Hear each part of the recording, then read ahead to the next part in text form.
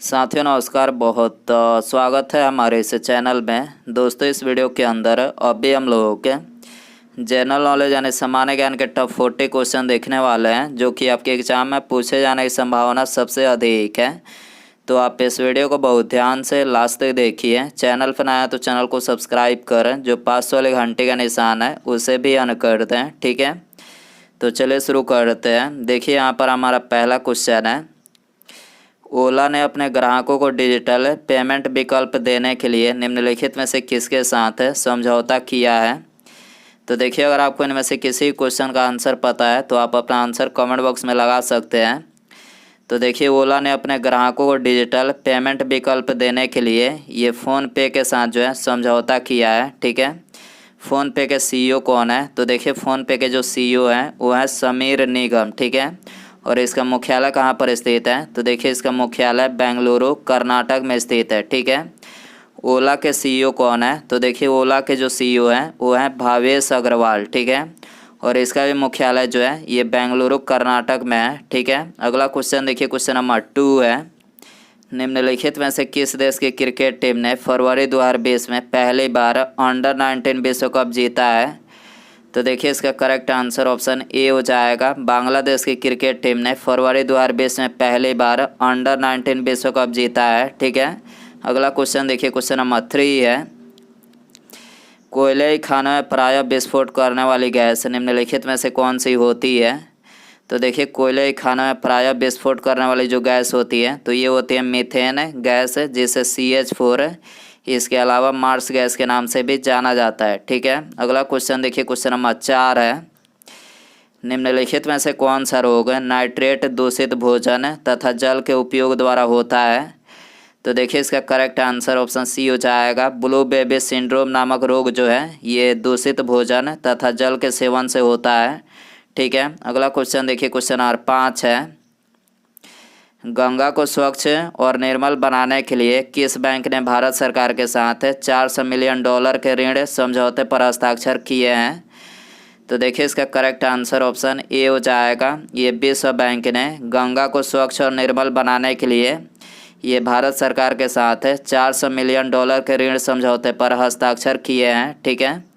विश्व बैंक की स्थापना कब हुई थी? तो देखिए विश्व बैंक की स्थापना 1944 को हुई थी।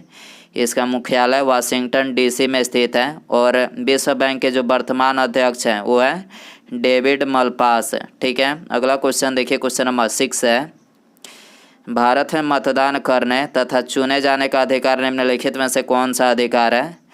तो देखिए भारत में मतदान करने तथा चुने जाने का जो अधिकार है वो है कानूनी अधिकार, ठीक है। ऑप्शन डी यहाँ पर करेक्ट हो जाएगा। अगला क्वेश्चन देखिए, क्वेश्चन नंबर 7 है, शीशा यानी लीड का सबसे महत्वपूर्ण अयस्क निम्नलिखित में से कौन सा है? तो देखिए इसका करेक्ट आंसर ऑप्शन ए हो जाएगा। शीशा यानी लीड का जो सबसे महत्वपूर्ण अयस्क है वो है गैलेना, ठीक है। मैग्नेटाइट किसका अयस्क है? तो देखिए मैग्नेटाइट जो है ये आयरन यानी लोहा का अयस्क है। पायरोलोसाइट किसका अयस्क है? तो देखिए पायरोलोसाइट जो है ये मैग्नीज का अयस्क है। और सीडेराइट जो है ये आयरन का अयस्क है, ठीक है। अगला क्वेश्चन देखिए, क्वेश्चन नंबर 8 है, भारत में पहले स्वर्ण रिफाइनरी निम्नलिखित में से किस स्थान पर खोला गया था? तो देखिए इसका करेक्ट आंसर ऑप्शन बी हो जाएगा। भारत में पहले स्वर्ण रिफाइनरी जो है ये खोला गया था सिरपुर में, ठीक है। अगला क्वेश्चन देखिए, क्वेश्चन नंबर 9 है, निम्नलिखित में से कौन सुमेलित नहीं है? तो देखिए यहाँ पर जो तीसरा ऑप्शन दिया गया है मोरिकल्चर, ये सुमेलित नहीं है। मोरिकल्चर किससे संबंधित है? तो देखिए मोरिकल्चर जो है ये रेशम कीट हेतु शहतूत की कृषि से संबंधित है, ठीक है। और बाकी ये तीनों ऑप्शन करेक्ट हैं। विटीकल्चर अंगूर के उत्पादन से संबंधित है। पीसीकल्चर मछली पालन से संबंधित है। और हार्टिकल्चर ये बागवानी फसलों के उत्पादन से संबंधित है, ठीक है। अगला क्वेश्चन देखिए, क्वेश्चन नंबर 10 है, निम्नलिखित में से कौन सा सूक्ष्मजीवी जैव उर्वरक के रूप में प्रयोग होता है? तो देखिए इसका करेक्ट आंसर ऑप्शन बी हो जाएगा। साइनोबैक्टीरिया जो है ये जैव उर्वरक के रूप में प्रयोग होता है, ठीक है। अगला क्वेश्चन देखिए, क्वेश्चन नंबर 11 है, हाइपरटेंशन शब्द किसके लिए प्रयोग किया जाता है? तो देखिए हाइपरटेंशन शब्द जो है ये रक्तचाप को बढ़ाने के लिए प्रयोग किया जाता है। ठीक है, ऑप्शन डी यहाँ पर करेक्ट हो जाएगा। अगला क्वेश्चन देखिए, क्वेश्चन नंबर 12 है, निम्नलिखित में से किस मुगल शासक ने अन्ना नामक सिक्के का प्रचलन करवाया था? तो देखिए अन्ना जैसे एक आना दो आना ऐसे करके होता था पहले, तो अन्ना नामक सिक्के का प्रचलन किसने करवाया था? तो ये करवाया था शाहजहां ने। ठीक है, अगला क्वेश्चन देखिए, क्वेश्चन नंबर 13 है, निम्नलिखित में से किस कोशिकांग को एटम बम भी कहा जाता है? तो देखिए एटम बम ये कहा जाता है लाइसोसोम को। इसके अलावा लाइसोसोम को ये आत्महत्या की थैली भी कहा जाता है। ठीक है, अगला क्वेश्चन देखिए, क्वेश्चन नंबर 14 है, निम्नलिखित में से किस मुगल बादशाह की मृत्यु दीनपना पुस्तकालय के सीढ़ियों से गिरने के कारण हुई थी? तो देखिए इसका करेक्ट आंसर ऑप्शन बी हो जाएगा। हुमायूं की मृत्यु जो है ये दीनपना पुस्तकालय के सीढ़ियों से गिरने के कारण हुई थी। ठीक है, अगला क्वेश्चन देखिए, क्वेश्चन नंबर 15 है, वर्तमान में रमेश कुमार को किस राज्य का नया मुख्य सूचना आयुक्त नियुक्त किया गया है?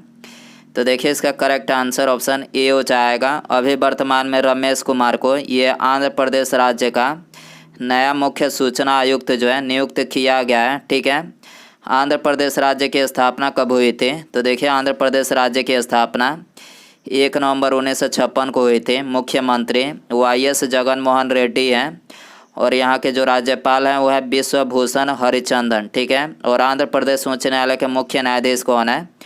तो देखिए आंध्र प्रदेश उच्च न्यायालय के जो मुख्य न्यायाधीश हैं वो है जितेंद्र कुमार माहेश्वरी। ठीक है, अगला क्वेश्चन देखिए, क्वेश्चन नंबर 16 है, दिल्ली सल्तनत का पहला सुल्तान जिसने मूल्य नियंत्रण पद्धति को पहली बार लागू किया था?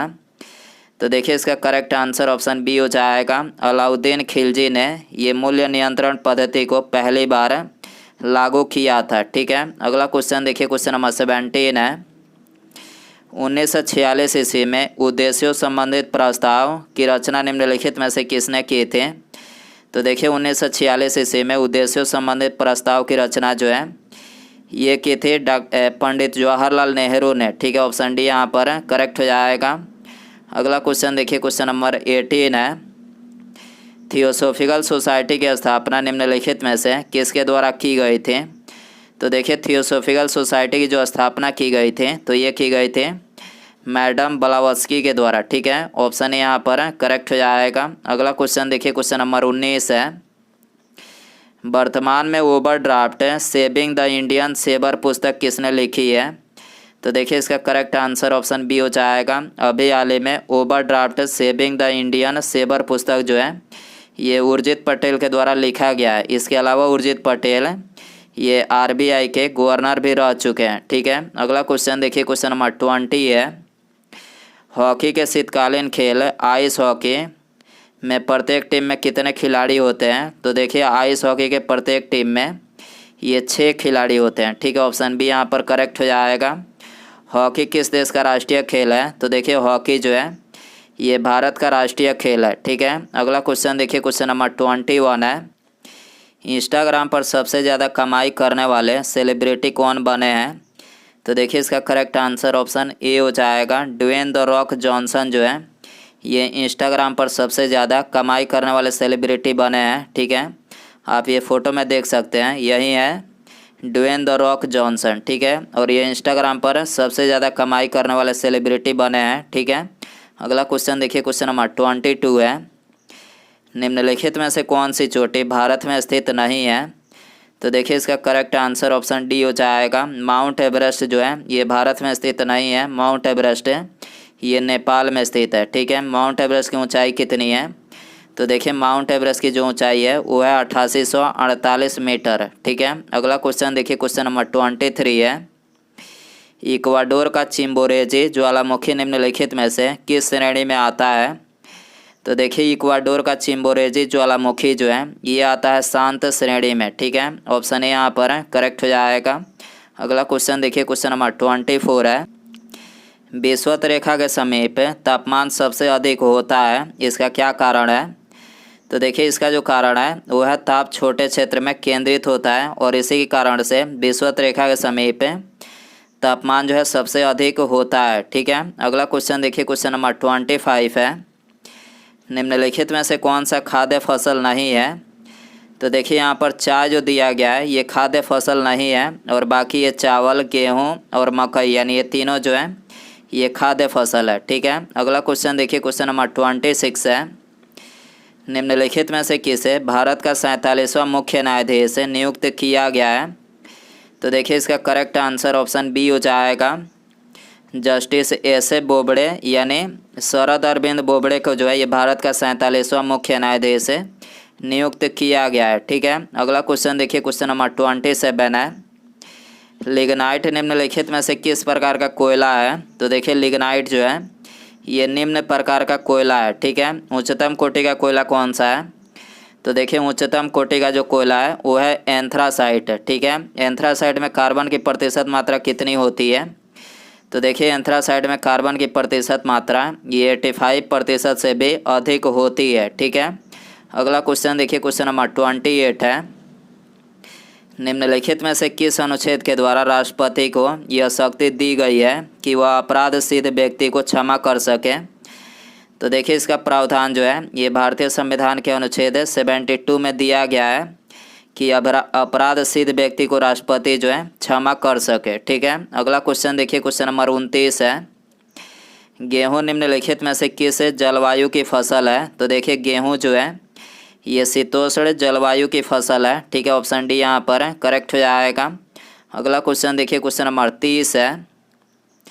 निम्नलिखित में से कौन सा राज्य गेहूं के उत्पादन में प्रथम स्थान रखता है? तो देखिए इसका करेक्ट आंसर ऑप्शन ए हो जाएगा, उत्तर प्रदेश राज्य जो है ये गेहूं के उत्पादन में प्रथम स्थान रखता है। ठीक है, ऑप्शन ए यहाँ पर करेक्ट हो जाएगा। अगला क्वेश्चन देखिए, क्वेश्चन नंबर 31 है। वायुमंडल की वह परत जो पृथ्वी पर रेडियो प्रसारण के लिए उत्तरदायी है? तो देखिए इसका करेक्ट आंसर ऑप्शन सी हो जाएगा, आयन मंडल जो है ये पृथ्वी पर रेडियो प्रसारण के लिए उत्तरदायी है। ठीक है, वायुमंडल की सबसे ऊपरी परत कौन सी है? तो वायुमंडल की सबसे ऊपरी परत है ये है बाह्यमंडल। ठीक है, वायुमंडल की सबसे निचली परत कौन सी है? तो देखिए वायुमंडल की सबसे निचली परत है ये है क्षोभमंडल। ठीक है, अगला क्वेश्चन देखिए, क्वेश्चन नंबर 32 है। 1947 के भारतीय राष्ट्रीय कांग्रेस के दिल्ली अधिवेशन की अध्यक्षता किसने की थी? तो देखिए इसका करेक्ट आंसर ऑप्शन बी हो जाएगा, डॉक्टर राजेंद्र प्रसाद ने ये 1947 के भारतीय राष्ट्रीय कांग्रेस के दिल्ली अधिवेशन की अध्यक्षता किया था। ठीक है, अगला क्वेश्चन देखिए, क्वेश्चन नंबर 33 है। विधान परिषद के सदस्य का कार्यकाल कितने वर्षों का होता है? तो देखिए विधान परिषद के सदस्यों का जो कार्यकाल होता है तो ये होता है 6 वर्षों का। ठीक है, ऑप्शन बी यहाँ पर करेक्ट हो जाएगा। अगला क्वेश्चन देखिए, क्वेश्चन नंबर 34 है। पंचायती राज संस्थानों के जिला स्तर पर सर्वोच्च अंग निम्नलिखित में से कौन सा है? तो देखिए इसका करेक्ट आंसर ऑप्शन बी हो जाएगा, पंचायती राज संस्थानों के जिला स्तर पर जो सर्वोच्च अंग है वो है जिला परिषद। ठीक है, इसके अलावा पंचायती राज संस्थानों के प्रखंड स्तर पर सर्वोच्च अंग कौन सा है? तो देखिए प्रखंड स्तर पर जो सर्वोच्च अंग है वो है पंचायत समिति। ठीक है, और पंचायत स्तर पर सर्वोच्च अंग कौन सा है? तो देखिए पंचायत स्तर पर जो सर्वोच्च अंग है वो है ग्राम पंचायत। ठीक है, अगला क्वेश्चन देखिए, क्वेश्चन नंबर 35 है। निम्नलिखित में से किस राज्य में द्विसदनात्मक विधानमंडल नहीं है? तो देखिए इसका करेक्ट आंसर ऑप्शन सी हो जाएगा, केरल राज्य में जो है ये द्विसदनात्मक विधानमंडल नहीं है। इसके अलावा भी वर्तमान में कुल 6 राज्यों में द्विसदनात्मक विधानमंडल है। पहला उत्तर प्रदेश, बिहार, महाराष्ट्र, कर्नाटक, तेलंगाना और आंध्र प्रदेश, यानी इन कुल 6 राज्यों में जो है द्विसदनात्मक विधानमंडल है। अनुच्छेद 370 हटाए जाने के पहले भी ये जम्मू कश्मीर राज्य में भी मतलब द्विसदनात्मक विधानमंडल था, लेकिन अभी हटा दिया गया है। ठीक है, अगला क्वेश्चन देखिए, क्वेश्चन नंबर 36 है। साइलेंट किलर नाम से प्रसिद्ध किस पनडुब्बी को सेना में शामिल किया गया है? तो देखिए इसका करेक्ट आंसर ऑप्शन बी हो जाएगा, साइलेंट किलर नाम से प्रसिद्ध है ये INS खंडेरी पनडुब्बी को जो है ये सेना में शामिल किया गया है। ठीक है, अगला क्वेश्चन देखिए, क्वेश्चन नंबर 37 है।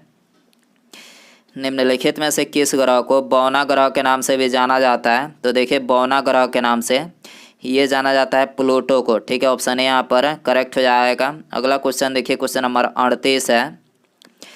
निम्नलिखित में से किसने भारत पर सर्वप्रथम आक्रमण किए थे? तो देखिए इसका करेक्ट आंसर ऑप्शन बी हो जाएगा, यूनानियों ने सबसे पहले जो है ये भारत पर आक्रमण किया था। ठीक है, अगला क्वेश्चन देखिए, क्वेश्चन नंबर 39 है। भारत का सबसे बड़ा केंद्र शासित प्रदेश निम्नलिखित में से कौन सा है? तो देखिए इसका करेक्ट आंसर ऑप्शन बी हो जाएगा। भारत का सबसे बड़ा जो केंद्र शासित प्रदेश है वो है अंडमान और निकोबार द्वीप समूह। ठीक है, उसके बाद यहाँ पर हमारा अगला क्वेश्चन है, निम्नलिखित वेदों में से किस वेद में जादू, टोना तथा अनेक बीमारियों से बचने का उपाय बताया गया है? तो देखिए यहाँ पर आपको 4 ऑप्शन दिया गया है। तो दोस्तों आप इसका आंसर जो है कमेंट बॉक्स में ज़रूर बताएं, और चैनल पर नया है तो चैनल को सब्सक्राइब कर जो पास वाली घंटी का निशान है इसे भी ऑन कर दें। ठीक है, मिलते हैं अगले वीडियो में। Thanks for watching.